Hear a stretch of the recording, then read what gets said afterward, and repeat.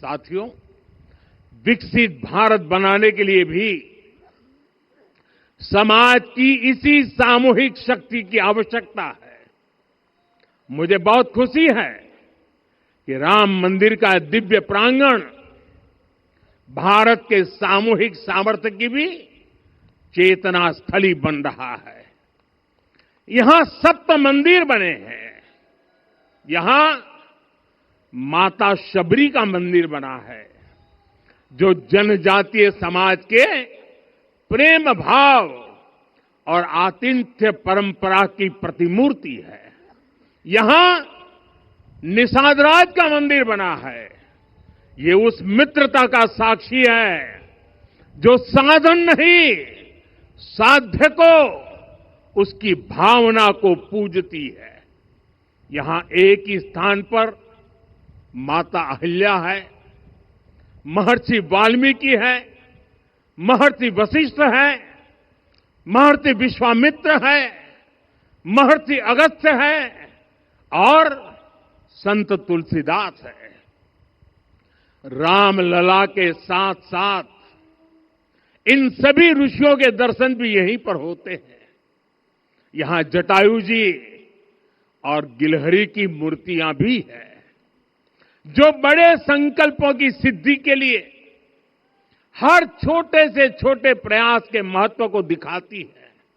मैं आज हर देशवासी से कहूंगा कि वो जब भी राम मंदिर आए तो सप्त मंदिर के दर्शन भी अवश्य करें। ये मंदिर हमारी आस्था के साथ साथ मित्रता, कर्तव्य और सामाजिक सद्भाव के मूल्यों को भी शक्ति देते हैं। साथियों, हम सब जानते हैं, हमारे राम भेद से नहीं, भाव से जुड़ते हैं। उनके लिए व्यक्ति का कुल नहीं, उसकी भक्ति महत्वपूर्ण है। उन्हें वंश नहीं, मूल्य प्रिय है। उन्हें शक्ति नहीं, सहयोग महान लगता है। आज हम भी उसी भावना से आगे बढ़ रहे हैं।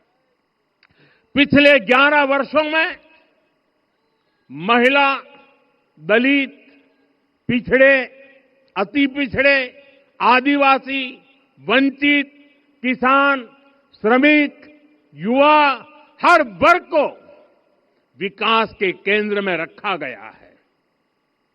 जब देश का हर व्यक्ति, हर वर्ग, हर क्षेत्र सशक्त होगा, तब संकल्प की सिद्धि में सबका प्रयास लगेगा और सबके प्रयास से ही 2047 जब देश आजादी के 100 साल मनाएगा, हमें 2047 तक विकसित भारत का निर्माण करना ही होगा। साथियों, रामलला की प्राण प्रतिष्ठा के ऐतिहासिक अवसर पर मैंने राम से राष्ट्र के संकल्प की चर्चा की थी। मैंने कहा था कि हमें आने वाले 1000 वर्षों के लिए भारत की नींव मजबूत करनी है। हमें याद रखना है, जो सिर्फ वर्तमान का सोचते हैं वो आने वाली पीढ़ियों के साथ अन्याय करते हैं।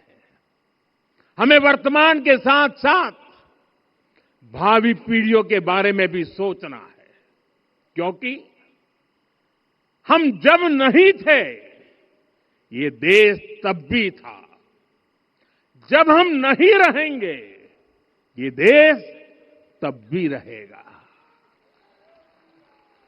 हम एक जीवंत समाज है, हमें दूरदृष्टि के साथ ही काम करना होगा। हमें आने वाले दशकों, आने वाली सदियों को ध्यान में रखना ही होगा। और साथियों, इसके लिए भी हमें प्रभु राम से सीखना होगा। हमें उनके व्यक्तित्व को समझना होगा। हमें उनके व्यवहार को आत्मसात करना होगा। हमें याद रखना होगा, राम यानी आदर्श, राम यानी मर्यादा, राम यानी जीवन का सर्वोच्च चरित्र, राम यानी सत्य और पराक्रम का संगम। दिव्य गुणे शक्र समो रामः सत्य पराक्रमः। राम यानी धर्म पथ पर चलने वाला व्यक्तित्व। रामः सत्पुरुषो लोके सत्यः सत्यपरायणः। राम यानी जनता के सुख को सर्वोपरि रखना, प्रजा सुखत्वे चंद्रस्य। राम यानी धर्म और क्षमा का दरिया। वसुधाया क्षमा गुणे है। राम यानी ज्ञान और विवेक की पराकाष्ठा। बुद्धया बृहस्पते तुल्य। राम यानी कोमलता में दृढ़ता। मृदु पूर्वज भाषते। राम यानी कृतज्ञता का सर्वोच्च उदाहरण। कदाचन नोपकारेण कृति नैकेन तुष्यति। राम यानी श्रेष्ठ संगति का चयन। शीला वृद्धे ज्ञान वृद्धे वयोवृद्धे च सज्जनै।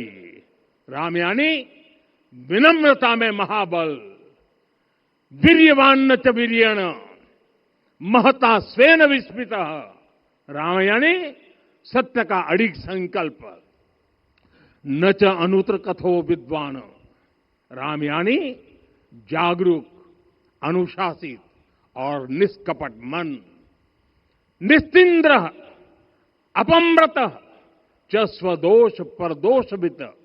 साथियों, राम सिर्फ एक व्यक्ति नहीं, राम एक मूल्य है, एक मर्यादा है, एक दिशा है।